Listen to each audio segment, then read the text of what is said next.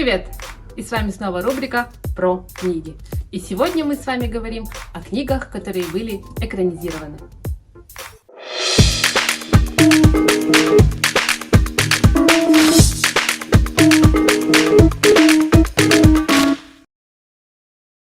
И первая книга Джорджа Оруэлла «1984». Это блистательная антиутопия столетия. Такие произведения, как это, будут вечны и должны быть включены в школьную программу. Заставляет задуматься о стольких важных вещах, таких как понятие истины, чувство любви, общественной морали. Понимаешь важность свободы, которая у тебя пока есть, и как легко ее потерять. Во всех красках изображено уничтожение индивидуальности, подгон людей под систему, узнаваемые черты гипертрофированного тоталитаризма. Произведение глубокое и емкое, одно из лучших в своем жанре. Написанное в 1948 году произведение о годе 1984 остается и по нынешний день актуальным и пророческим.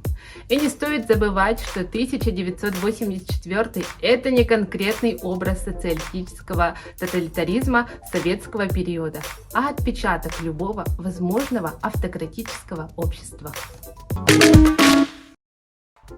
Маргарет Этвуд. Рассказ служанки. Рассказ служанки стал настоящей сенсацией в мировой литературе. Гендерное неравенство, социальное превосходство и насилие. В своей книге Маргарет Этвуд говорит об этом угнетении человека и контроле над ним. В этой антиутопии отношения мужчин и женщин и все сферы жизни регламентированы и подчиняются странной интерпретации библейских принципов нового государства Гилеад, созданного на руинах США. Из-за экологической катастрофы и проблем с деторождением обязанность выносить в своем теле ребенка ложится на служанок, которых принудительно устраивают наложницами в дома политической элиты. У женщин в Гилеаде нет никаких прав.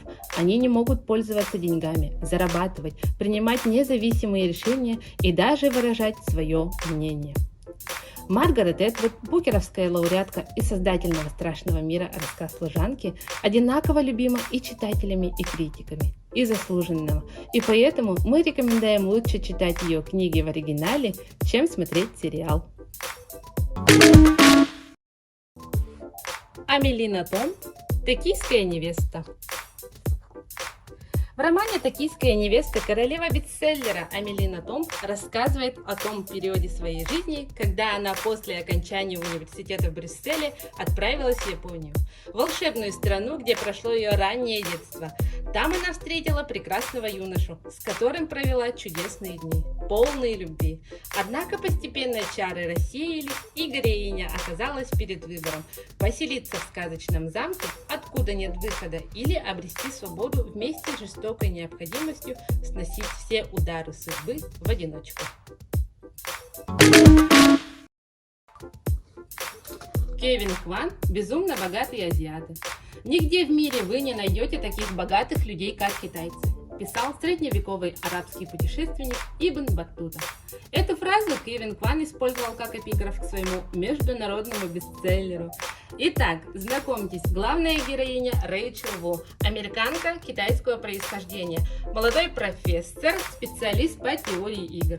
Однажды ее бойфренд Ник, тоже университетский преподаватель, родом из Сингапура, зовет ее провести лето в Азии, составить ему компанию в поездке на свадьбу его лучшего друга Колина. Рэйчел почти ничего не знает про его семью, и только в самой поездке выясняет, что они безумно богаты, а Ник – один из самых завидных азиатских женихов. Очень легкая и приятная книга с интригующим сюжетом. Интересно было бы заглянуть в удивительный мир азиатской роскоши хоть одним глазком. Очень впечатляет. Ведь как же все-таки похожи богачи, неважно к какой культурной традиции они принадлежат. На вид космополитичные и ультралиберальные, на деле же консерваторы и традиционалисты, каких только можно поискать. Ни для кого не секрет, что Голливуд любит черпать идеи для кино в литературных произведениях. С каждым годом на экраны выходит все больше фильмов, снятых по книгам. 4 книги, 4 фильма. Или 4 фильма, 4 книги. Мы за оба варианта. Читайте книги, смотрите фильмы или наоборот. И, конечно же, читайте сравнивайте, анализируйте, думайте. С вами была рубрика про книги. До новых встреч!